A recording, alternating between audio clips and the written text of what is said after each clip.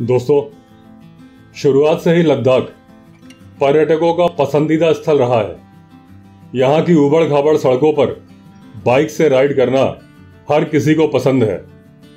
आज भी लद्दाख लोगों के बीच ट्रैकिंग के लिए काफ़ी फेमस है, पर कई लोग ऐसे भी हैं जो लद्दाख घूमने की ख्वाहिश तो रखते हैं, लेकिन बजट के कारण अपना मन मार लेते हैं। तो आइए आज आपको बताते हैं कि किस तरह से आप सस्ते में लद्दाख घूमने का अपना सपना पूरा कर सकते हैं। दोस्तों, लद्दाख पहुंचने के लिए मनाली से यात्रा शुरू करते हुए जम्मू पर समाप्त होती है।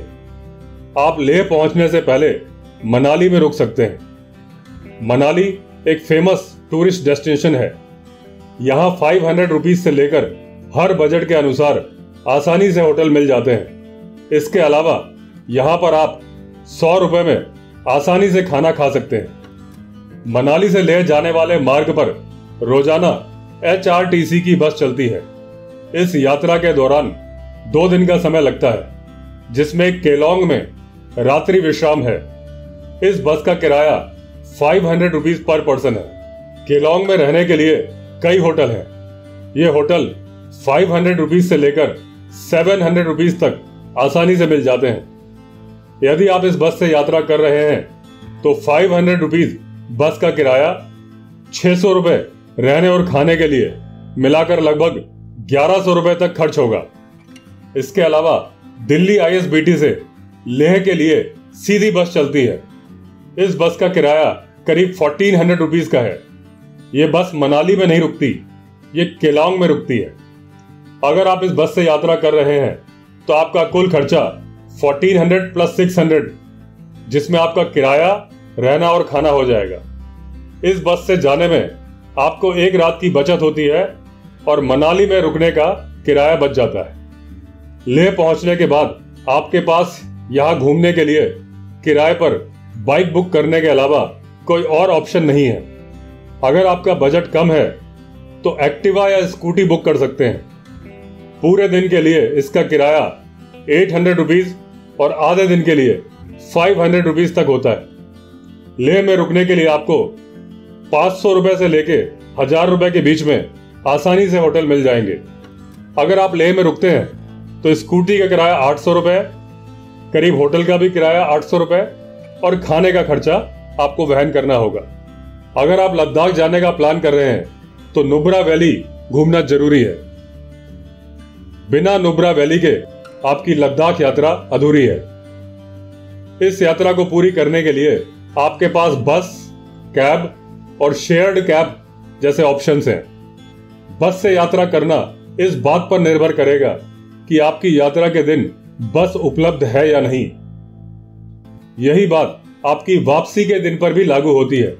लद्दाख में बस सेवा नियमित नहीं है और यह आमतौर पर सप्ताह में 1 या 2 बार ही मिलती है। यदि आप बस से अपनी यात्रा करना चाहते हैं तो नुब्रा वैली के लिए हुंदर या दिस्कित का टिकट आपको 350 रुपीज पर पर्सन पर मिल जाएगा। ऐसे में बस से यात्रा करने पर लेह से नुब्रा वैली की राउंड ट्रिप करीब 700 to 800 रुपीज की पड़ेगी। ये बस लेह के मेन बस स्टैंड से दिस्कित के लिए हर मंगलवार, गुरुवार और शनिवार को सुबह 8 बजे निकलती है। वही बस अगले दिन सुबह दिस्कित से लेह लौटती है। इसलिए बुधवार, शुक्रवार और रविवार के दिन सुबह 7 बजे ही वापस ट्रैवल करना जरूरी है।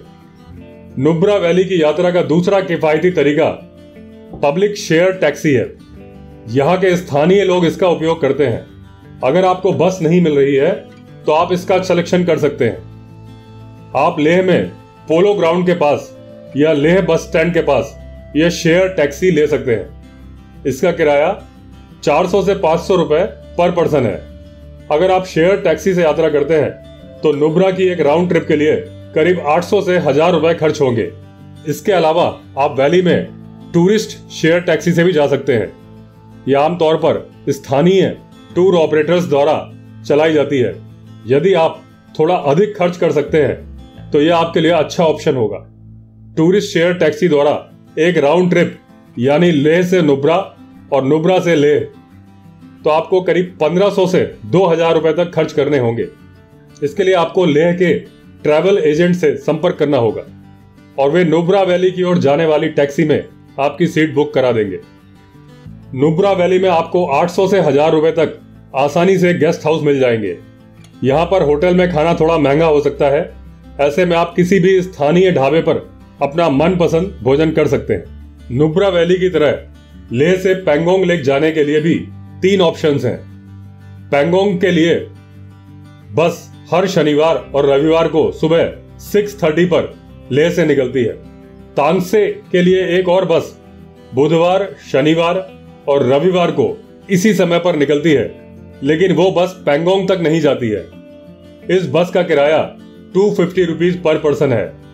इस बस से आप बुधवार, शनिवार और रविवार को लेह जा सकते हैं। वापसी के लिए आप तांगस्टे से गुरुवार, रविवार या सोमवार का दिन चुन सकते हैं।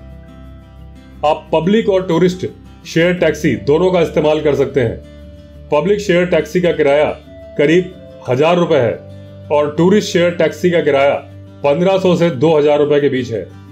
पैंगोंग में रहना थोड़ा महंगा पड़ जाता है। यहाँ कैंप साइट की कीमत 2500 से 5000 रुपए तक प्रति व्यक्ति है। हालांकि सबसे अच्छा विकल्प चादर टेंट है। इसमें आपको आसानी से 200 रुपए से 400 रुपए तक सोने के लिए बेड मिल जाएगा। सबसे अच्छी बात यह है कि यहाँ पर आपको खाने के लिए अपने बजट के अनुसार भोजन प्राप्त हो जाएगा। सो मोरिरी की यात्रा सबसे कठिन है। शेयर टैक्सियों के अलावा जहां जाने का और कोई विकल्प नहीं है। लेह से सो मोरिरी के लिए बस महीने में केवल 3 बार यानी प्रत्येक महीने की 10, 20 और 30 तारीख को ही मिल सकती है। इस बस का किराया 370 रुपीज है। यह बस अगले दिन 11, 21 और 31 या महीने की पहली तारीख को वापसी की यात्रा करती है। यह बस सुबह 6:30 बजे लेह से निकलती है। इसलिए यदि आप इस बस से यात्रा करते हैं तो लेह से सो मोरिरी और वापसी के लिए किराया लगभग 740 रुपीज पड़ेगा। यदि आपकी यात्रा की तारीख बस के शेड्यूल के आसपास है तो एक बढ़िया ऑप्शन है। यहाँ से सो मोरिरी के लिए पब्लिक शेयर टैक्सी नियमित नहीं है। ऐसे में टूरिस्ट शेयर टैक्सी का ऑप्शन सबसे बेस्ट है। एक राउंड ट्रिप के लिए करीब 2000 से 2200 रुपए तक का किराया लग सकता है। सो मोरिरी में आपको 1000 रुपए से 1200 रुपए तक रहने के लिए होटल मिल जाएंगे। इसके अलावा यहाँ कई रेस्टोरेंट और ढाबे हैं जहां आप अपने बजट के अनुसार भोजन कर सकते हैं। जांस्कार वैली में पब्लिक ट्रांसपोर्ट सर्विस मिलना मुश्किल है। केवल एक बस है जो लेह से चलकर कारगिल में रुकती है और अगले दिन पदुम जाती है। यह सप्ताह में एक बार चलती है। कारगिल से पदुम के लिए कोई सीधी बस नहीं है, लेकिन कारगिल से पराचिक, पानीघर और सांकू के लिए एक बस है जो रोजाना चलती है। इन तीनों स्थानों से शेयर टैक्सी की सहायता से पदुम पहुंचा जा सकता है। जांस्कार वैली को कवर करने के लिए बस शेड्यूल के अनुसार आप अपना प्लान कर सकते हैं। इस तरह आप बस से पदुम पहुंच सकते हैं। वापसी की यात्रा के लिए आप या तो अगले दिन उसी बस से वापस आ सकते हैं या शेयर टैक्सी से पानीघर पहुंचकर वहां से कारगिल के लिए बस ले सकते हैं। यदि आप टूरिस्ट शेयर टैक्सी लेते हैं तो लगभग 2000 रुपए तक खर्च हो सकते हैं।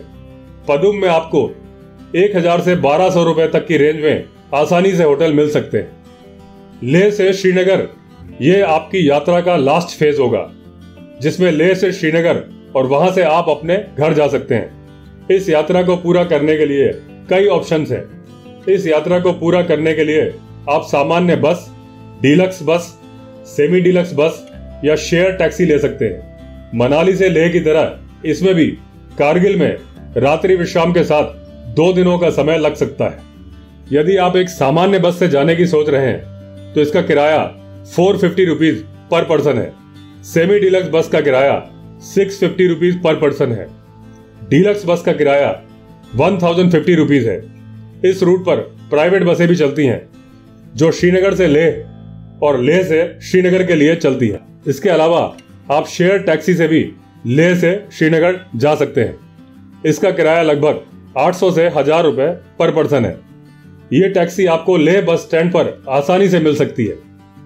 इन सब से हटकर आप एक कैब बुक करके भी अपनी यात्रा को ज्यादा रोमांचक बना सकते हैं।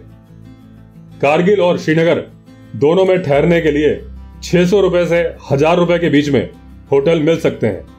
आप चाहें तो डल झील के आसपास भी होटल ले सकते हैं। श्रीनगर से जम्मू के लिए नियमित रूप से बसें चलती हैं। इनका किराया लगभग 500 रुपए पर पर्सन है। आप शेयर टैक्सी से भी जा सकते हैं जिसका किराया लगभग 800 रुपए पर पर्सन है। यदि आप जम्मू में नाइट स्टे करना चाहते हैं तो आपको बस स्टैंड के पास ही कई होटल आसानी से मिल जाएंगे। इनकी कीमत 600 रुपए से 1000 रुपए के बीच में है।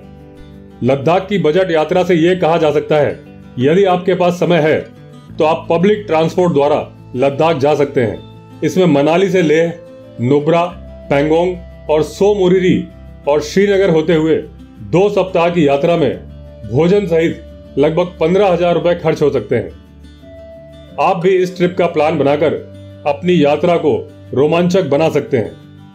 दोस्तों, ये जो खर्चे मैंने मेंशन किए हैं ये 2021 में एक अंदाजे से खर्चा है। इसमें समय के अनुसार रेट घट बढ़ सकते हैं। तो दोस्तों, ये थी इंफॉर्मेशन लद्दाख बजट ट्रिप की। अगर आपने चैनल सब्सक्राइब नहीं किया है तो चैनल सब्सक्राइब कर दीजिए।